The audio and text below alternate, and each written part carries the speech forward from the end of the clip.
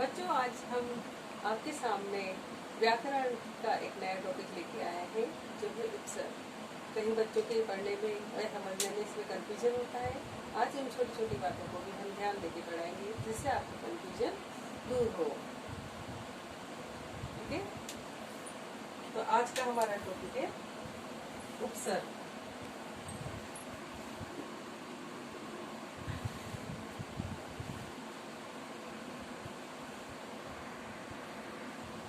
ठीक है, उपसर्ग को प्रीफिक्स भी बोलते हैं।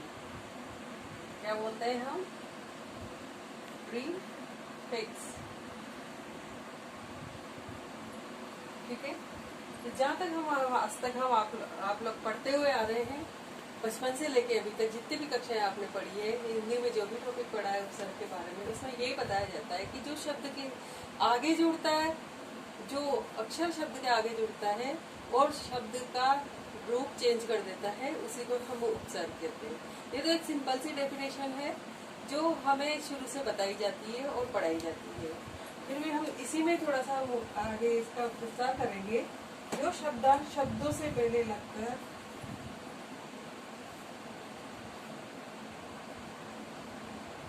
पहले उपसर्ग का अर्थ पढ़ेंगे।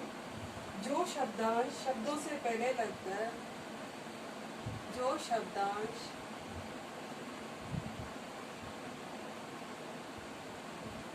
शब्दों से पहले लगकर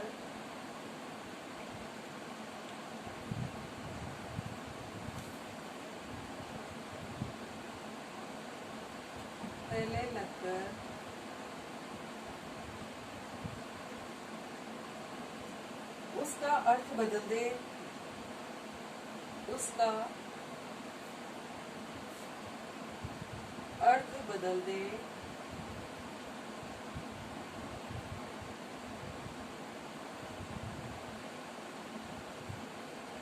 या उसमें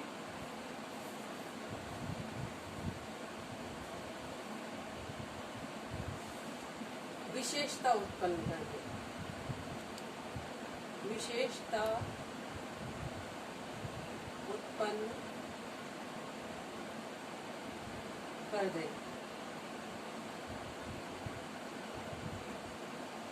उन्हें उपसर्ग कहते हैं। उन्हें उपसर्ग कहते हैं।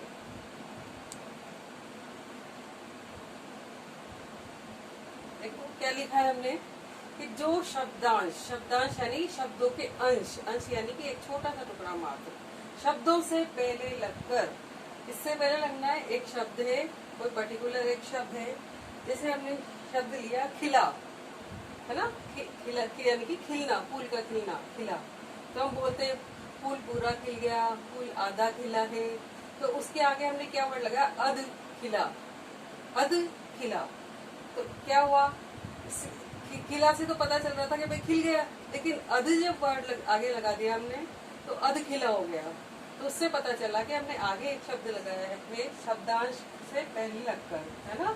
शब्दांश से पहले जो लगाया हमने उसका अर्थ बदल दिया। उससे हमें पता चला कि भाई ये जो फूल खिला है वो कितना खिला है?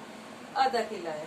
ठीक है, अर्थ बदल दे तो उसका अर्थ बदल गया, या उसमें विशेषता उत्पन्न कर दे, उन्हें उपसर्ग कहते हैं। कुछ एग्जाम्पल्स के माध्यम से मैं आपको ये चीज समझाने की कोशिश करती हूँ। जैसे अन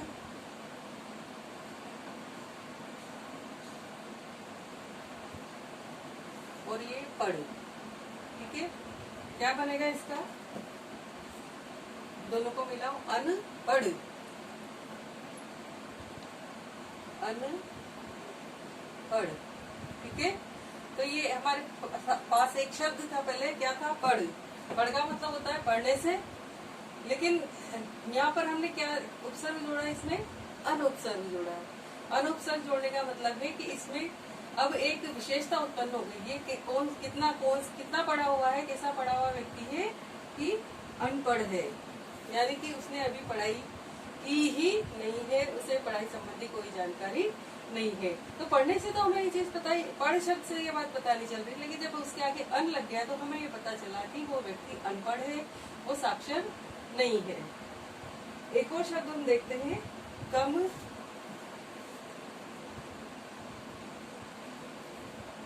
कमजोर, क्या बनेगा इसका? कमजोर।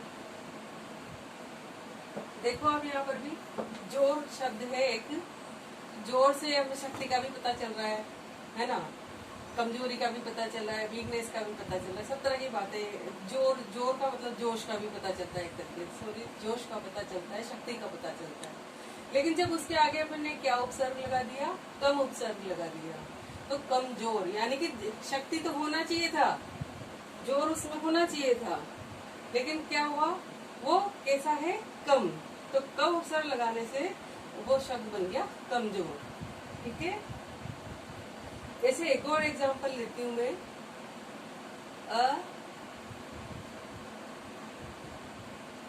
अपठित।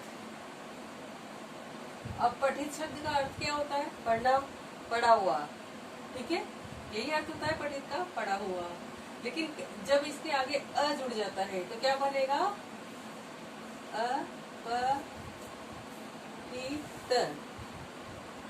अपठित।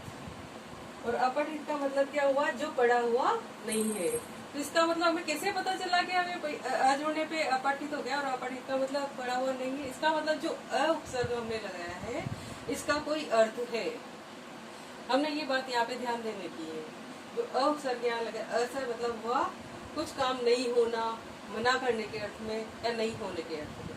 ठीक है, तो अपठित यानी कि पढ़ा हुआ नहीं होना। जैसे आपके आता है एग्जाम में आता है अपठित गद्यांश।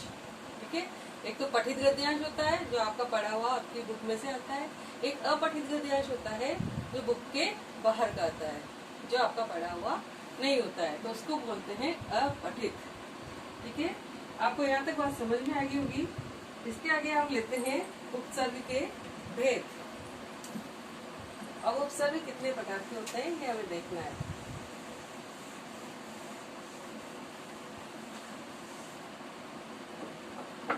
उपसर्ग के भेद। उपसर्ग के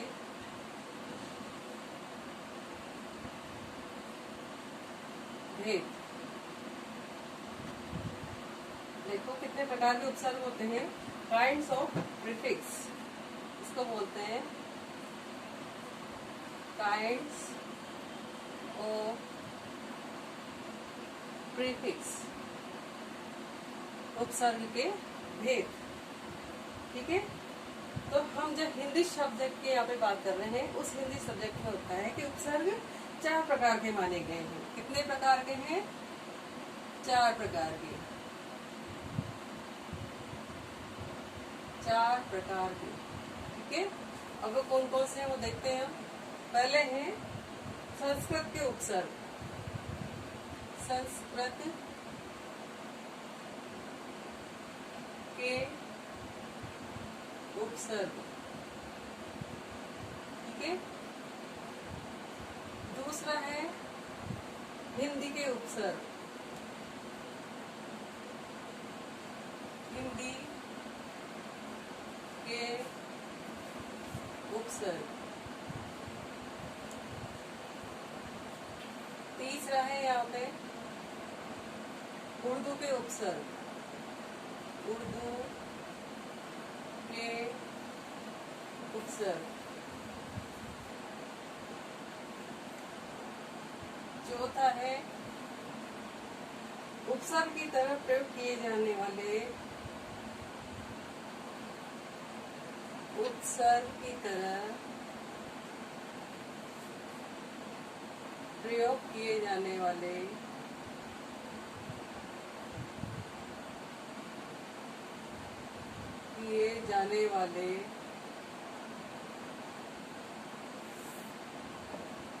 संस्कृत के अवयव।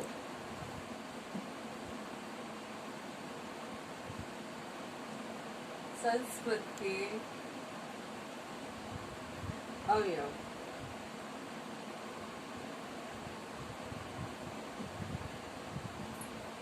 ठीक है, तो 4 प्रकार के हैं उपसर्ग। पहला है जो संस्कृत के उपसर्ग है, जिन कुछ शब्दों के ऐसे शब्द हैं हमारी हिंदी ग्रामर, हिंदी डिक्शनरी में या हिंदी भाषा में जो संस्कृत से सीधे लिए गए हैं, तो उनके लिए उपसर्ग का जो प्रयोग किया जाता है वो भी संस्कृत के उपसर्ग होते हैं।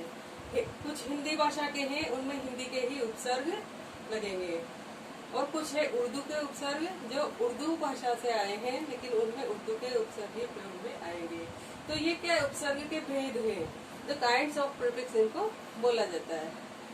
तीसरा चौथी जो लिए गए हैं, इसमें उपसर्ग की तरह प्रयोग किए जाने वाले संस्कृत के अव्यय, जो अव्यय के रूप में हमारे सामने उपसर्ग की तरह प्रयोग में लिए जाते हैं। ठीक है,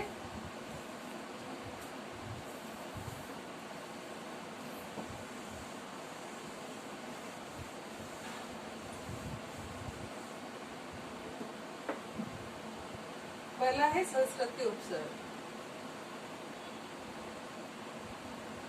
संस्कृत के उपसर्ग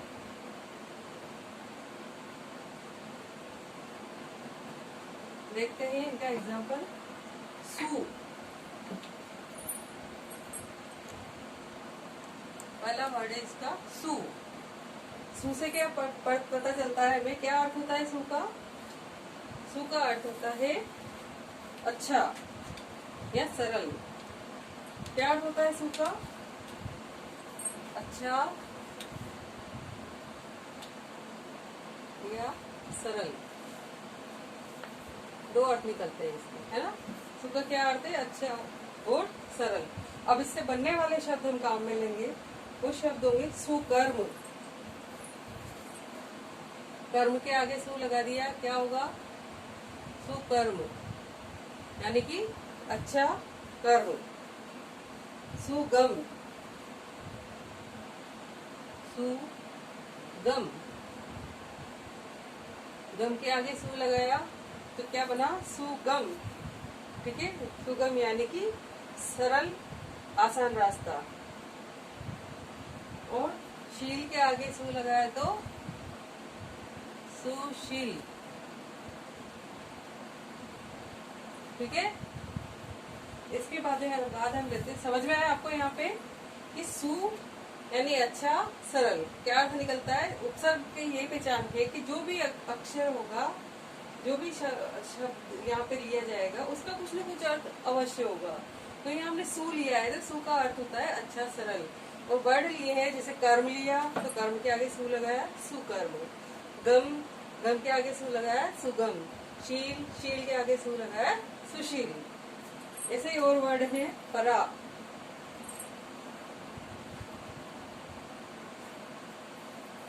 परा का अर्थ होता है उल्टा या पीछे। क्या होगा परा का अर्थ? उल्टा या पीछे। इसके वो बनाओ, जय के आगे परा लगाया तो क्या होगा? पराजय। क्रम के आगे लगाया तो पराक्रम। ठीक है, अगला वर्ड लेते हैं हम प्र।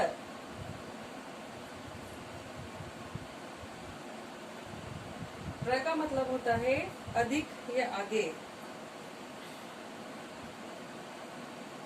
अधिक या आगे, दोनों उसमें रूप में इसको प्रयोग कर लिया जाता है। इसका प्र लगा, यत्न के आगे प्र लगाया तो प्रयत्न, और बल के आगे लगाया तो प्रबल। ठीक है, समझ में आ रहा है आपको? यत्न के आगे प्रउपसर्ग का प्रयोग किया तो प्रयत्न हो गया, और बल के आगे प्रयोग किया प्रउपसर्ग का तो प्रबल हो गया। तो है ना, ठीक है। उसके बाद लेते हैं अप।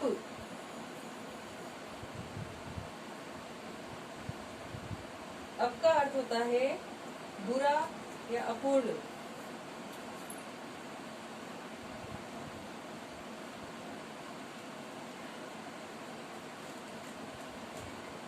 ठीक है, बनाओ इसके।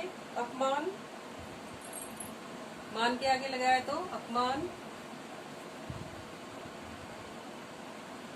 और अपवाद, वाद के आगे लगाया हमने तो अपवाद। ठीक है, तो अपमान पूरे से आ गया, ठीक है। और अपवाद यानी कि बिल्कुल अलग, बिल्कुल स्पेशल, कुछ अलग सा, ठीक है। तो अपमान और अपवाद। उसके बाद नेक्स्ट वर्ड लेते हैं हम इसका अर्थ होता है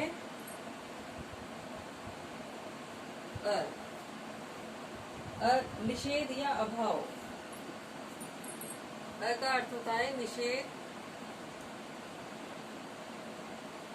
या अभाव,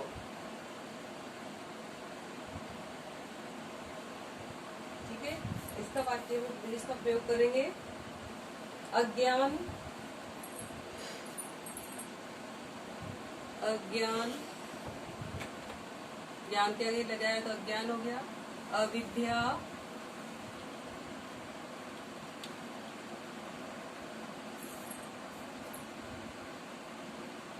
अज्ञान, अविद्या,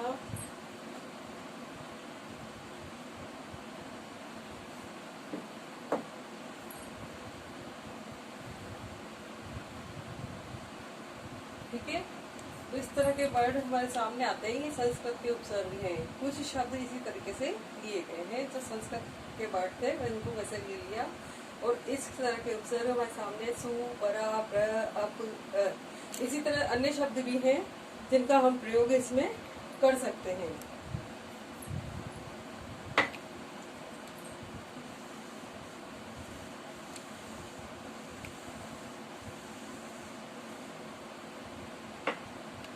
जैसे लेते हैं हम दुस,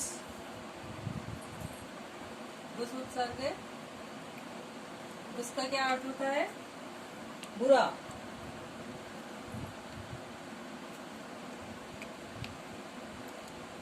ठीक है। दुष्का अर्थ होता है बुरा, और इसके लिए शब्द काम में लेंगे दुष्चरित्र, दुष्चरित्र, दुष्कर्म,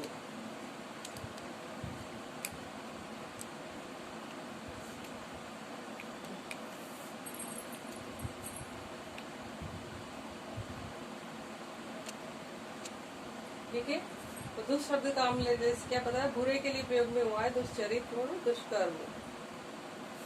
और वर्ड लेते हैं अनु, अनु उपसर्ग।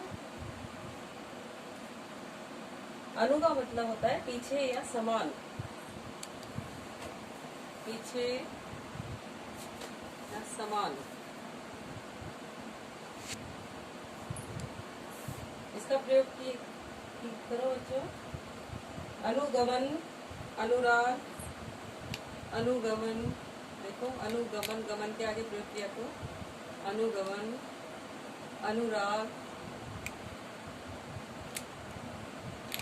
ठीक है। समझ में आया? अनुगमन यानी कि पीछे पीछे गमन करना, पीछे चलना। अनुराग,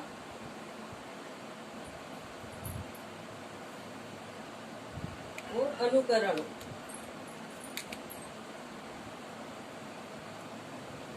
अनुकरण। इस तरह से हम अनु का प्रयोग कर सकते हैं। इसके बाद हम लेते हैं हिंदी के उपसर्ग। तो संस्कृत के उपसर्ग थे, अब हम लेंगे हिंदी के उपसर्ग।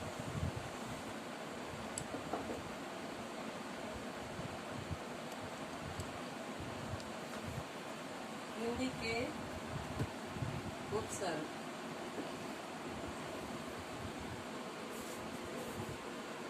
ठीक है। तो हिंदी के उपसर्ग में पहला वर्ड ले रहे हैं हम अध।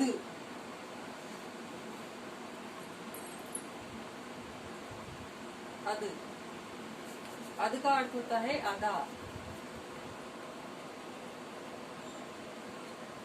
और आधा का प्रयोग करेंगे तो अध बना, अध पका, अध खिला। अध बना,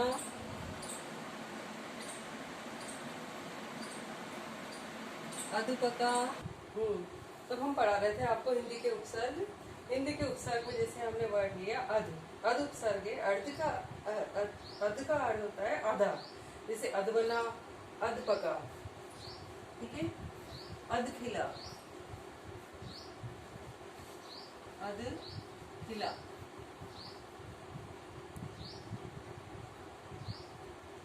ठीक है, तो बना के आगे अद लगाया तो अद बना हो गया, है ना। बना से तो क्या पता चल गया, बना हुआ, लेकिन कैसा है, आधा बना हुआ है। पका हुआ कैसा है, आधा पका हुआ है। खिला हुआ कैसा है, आधा खिला हुआ है। ठीक है, इसके बाद हम वर्ड लेते हैं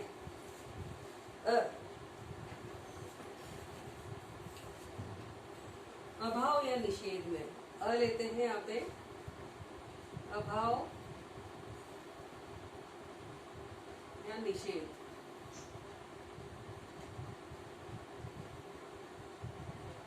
ठीक है, इसका हुआ असंभव, असंभव,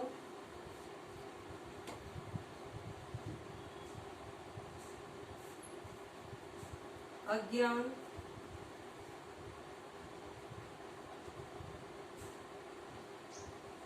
अकाल। ठीक है, तीसरा वर्ड हम लेते हैं भर।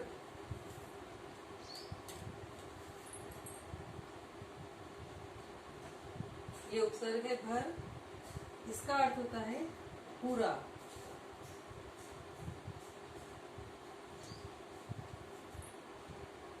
भर पेट, भर सक, भर पेट। भर पेट से मतलब पेट कैसा हुआ है, भरा हुआ है। भर सक और भरपूर।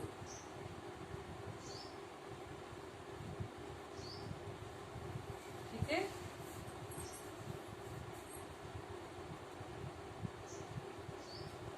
अगला वर्ड है अन्न।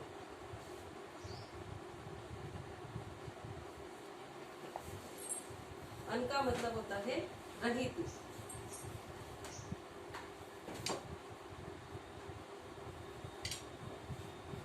अनजान, अनपढ़, अनमोल। अनजान, अनपढ़,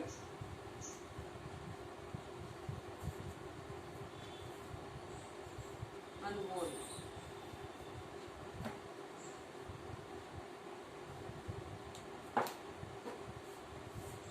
ठीक है,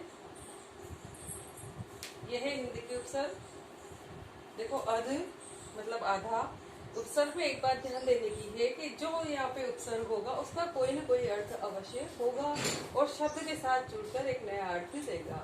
जैसे यहाँ अर्थ था अध था, अध था, अध का अर्थ होता है आधा, तो बना के साथ अर्ध जुड़ा, आधा अध, तो अध बना हो गया। देखा, इसका अर्थ चेंज, शब्दांश का अर्थ चेंज हो गया। ठीक है, ऐसे पका के साथ चेंज हो गया। ऐसे अन का अर्थ होता है रहित। जैसे जान तो अनजान। ठीक है, नया अर्थ हो गया। जान का मतलब तो होता है जानकारी होने से, लेकिन अनजान का मतलब होता है जिसकी कोई जानकारी न हो, अनजान। अनपढ़, पढ़ के आगे अन लगा दिया। अनपढ़, पढ़ से मतलब तो पढ़ाई से है, लेकिन अन लगाने, उपसर्ग लगाने से अनपढ़ हो गए, यानी कि पढ़ा लिखा नहीं होना। ठीक है, इसी तरह से अकाल, अज्ञान, असंभव, लगाने से अभाव है। यहाँ पे देखो का क्या अर्थ है, अभाव, निषेध।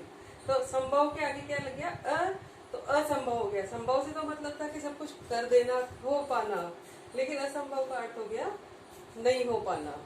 ठीक है, इसके बाद हम लेते हैं उर्दू के उपसर्ग।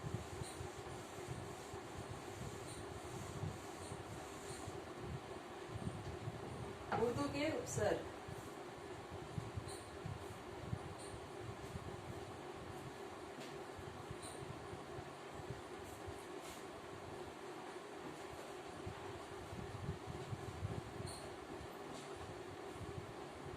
ठीक है, अब यहाँ कुछ उर्दू के शब्द लेंगे, जैसे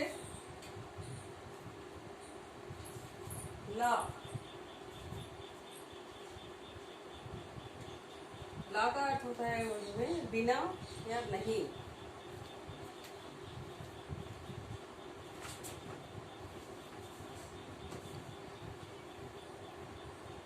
इसका होगा लापरवाह, लापरवाह, लाजवाब,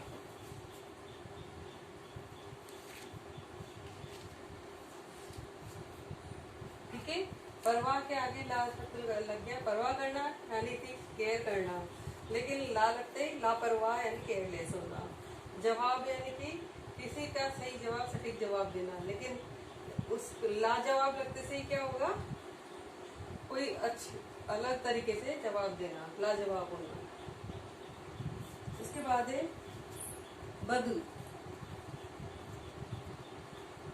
बद से मतलब होता है बुरा।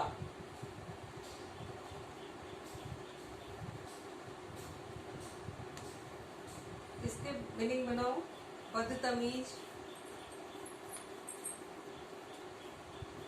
बदतमीज। हाँ और बनाओ, बदनाम,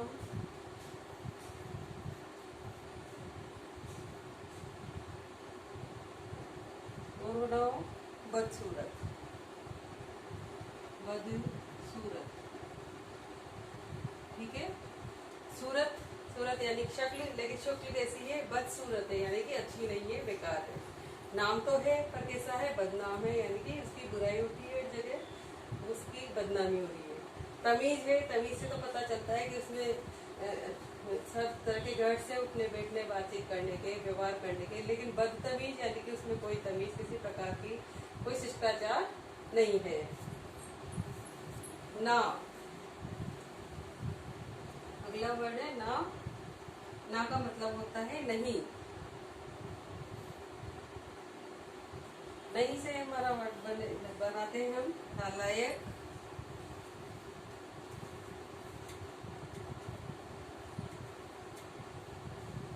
और बनाओ नापसंद,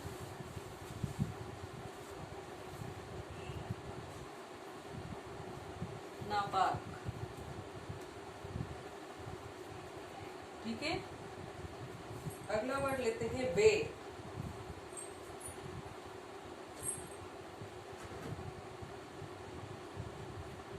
बे का अर्थ होता है बिना।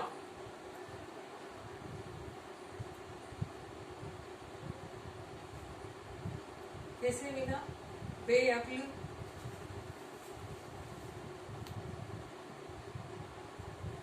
यानी कि अक्ल के बिना। ठीक है। या बेईमान, बेईमान यानी कि ईमान के बिना। उसके बाद है इसमें कम।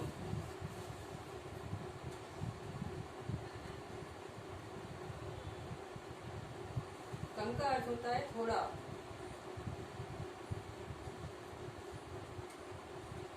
कम अक्ल,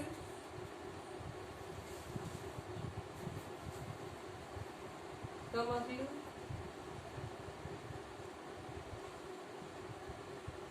कम सिन,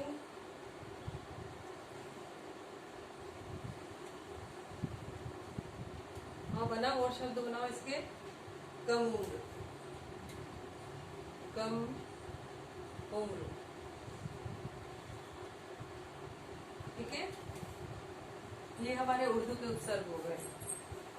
ला यानी बिन, नहीं कुछ, इसका अर्थ होता है, ला का अर्थ यहाँ पे उर्दू में बिन या नहीं से होता है, लापरवाह, लाजवाब। बद, बद का अर्थ होता है बुरा, बदतमीज, बदनाम, बदसूरत। ना, नहीं, ना का क्या अर्थ हुआ, नहीं के उसमें लिया गया है, तो नालायक, नापसंद, नापाक। बे, बे का अर्थ होता है, बे शब्द उर्दू का है, इसमें लिया गया है बिना। बेअक्ल, बेईमान, कम, थोड़ा, कम अक्ल, कम से कम उम्र।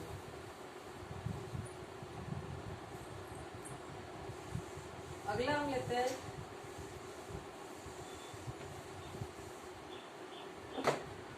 संस्कृत शब्दों का उपसर्ग के रूप में प्रयोग।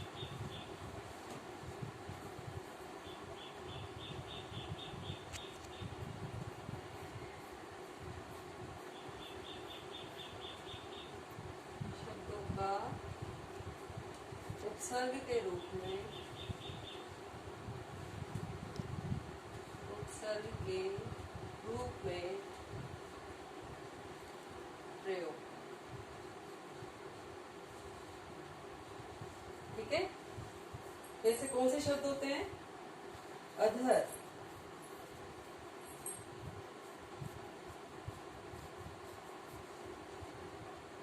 अधर, अधर का अर्थ होता है यहाँ पे नीचे।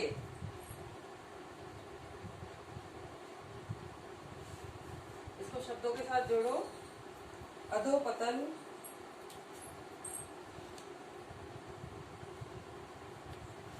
अधोपतन, अधोमुख,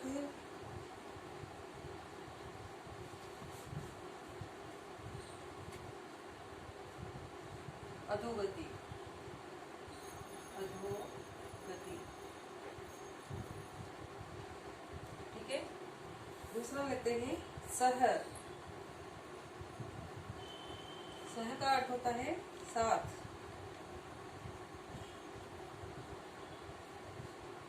ठीक है। साथ के साथ प्रयोग करें, सहचर, सहचर, सहकर्मी, सहपाठी।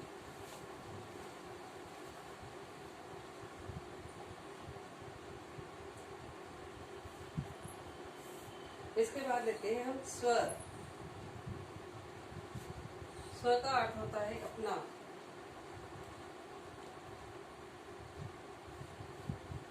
इसका प्रयोग करेंगे स्वतंत्र, स्वतंत्र, स्वदेश, देश कौन सा? स्वदेश, यानी कि अपना देश। स्वभाव,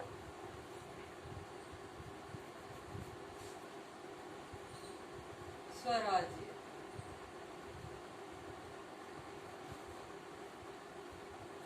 ठीक है। इसके बाद अगला शब्द देते हैं पुरा।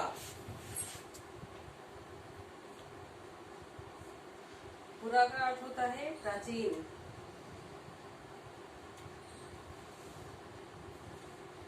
प्राचीन के अर्थ में ले रहे हैं यहाँ पे पुरातन, पुरातन, पुरातत्व। ठीक है। हमने 4 प्रकार के उपसर्ग आपको यहाँ पे बताए हैं। संस्कृत के, हिंदी के, उर्दू के और संस्कृत शब्द के जो अव्यय के रूप में यहाँ पे प्रयोग किए जाते हैं, उस तरीके के। मुझे उम्मीद है आप लोगों को समझ में आया होगा। यदि कोई दिक्कत हो तो आप कमेंट करके हमें बता सकते हैं। हमारे चैनल को लाइक, सब्सक्राइब एंड शेयर करें। Thank you.